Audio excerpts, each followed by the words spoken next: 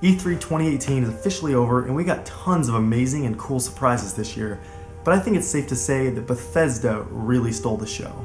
With the announcement of sequels for Doom and Wolfenstein, as well as plenty of amazing details for Fallout 76, including the use of nukes, pitted against other players in this first-time multiplayer setting.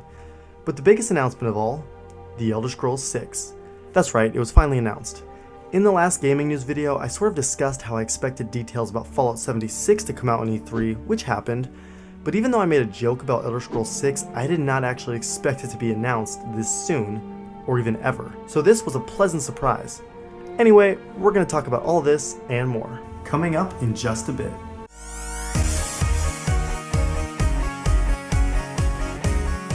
Today we'll be discussing some recent news that came from E3 2018, starting with the quick teaser announcing the next installment in the Elder Scrolls series, which for now is just titled The Elder Scrolls 6. First of all, we shouldn't expect to see The Elder Scrolls 6 anytime soon, as Todd Howard has stated that the game is only in pre-production and Bethesda will not be devoted to the game's development until Starfield releases, which isn't until 2020.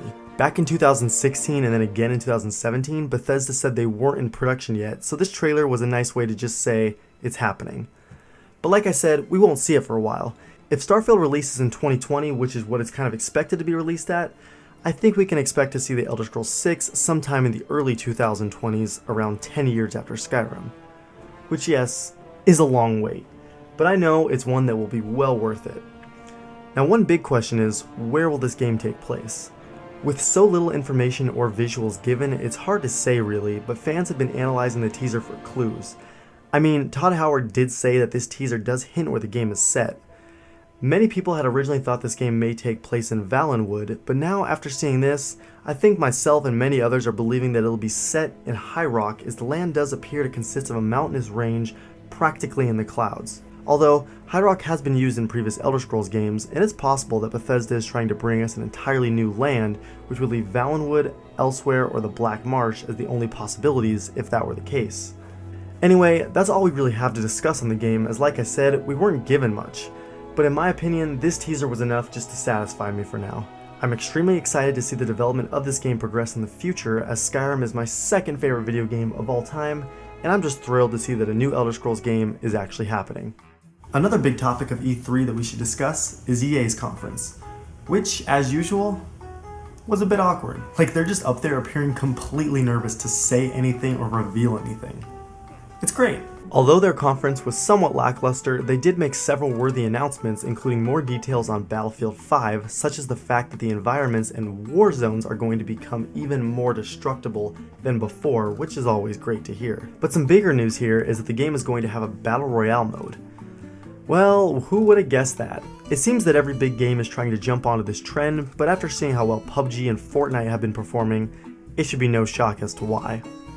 The rest of their conference consisted of announcements for new games such as Unravel 2 and Sea of Solitude, which both look average at the moment, but Anthem. This is a game that is trying to revolutionize the RPG genre, and boy, I hope it comes through because it looks like it has the potential at the moment. There were also a couple of Star Wars announcements, one of them being a new Star Wars game called Jedi Fallen Order, which is something that intrigued me for sure because EA really hasn't provided as much Star Wars content as they could be since acquiring the video game rights. The other piece of news is that Battlefront 2 is getting Clone Wars era characters to play as. Well, it's about time. I purchased this game back in December and I figure, why not? As much as I hate to give in to the DLC, I've got to try this out. Now, there were several other amazing announcements this year, including Just Cause 4, Halo Infinite, Gears of War 4, Battletoads, Dying Light 2, Kingdom Hearts 3, FIFA 19, Assassin's Creed Odyssey, and plenty more. But the last conference that I want to talk about today is Nintendo's. The most exciting news here is Super Smash Bros. Ultimate, the newest Smash Bros. Game, which will include every single character that has ever been in the Smash game.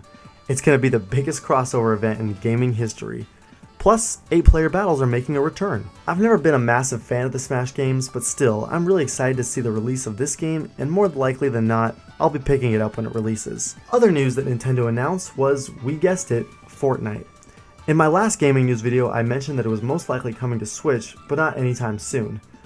Well, I was wrong, as Nintendo announced at the convention that Fortnite would release on that day, June 12th, which it did, so it's now downloadable and playable on the Switch, which is awesome. I'm definitely going to have to check this out as soon as possible. Other announcements made include Fire Emblem 3 Houses, Xenoblade Chronicles 2, DLC for Splatoon 2, and the first Mario Party game to come to the Switch, which will be titled Super Mario Party. I'm a big fan of Mario Party and I own a Switch, so I'm excited for that. Anyway, that's all I have for you guys today. If you enjoyed, go ahead and please like, comment, and subscribe. Tell me all what you think down below in the comments. I really appreciate it and it really helps me out. And I will talk to you guys in the next one. Have a great day.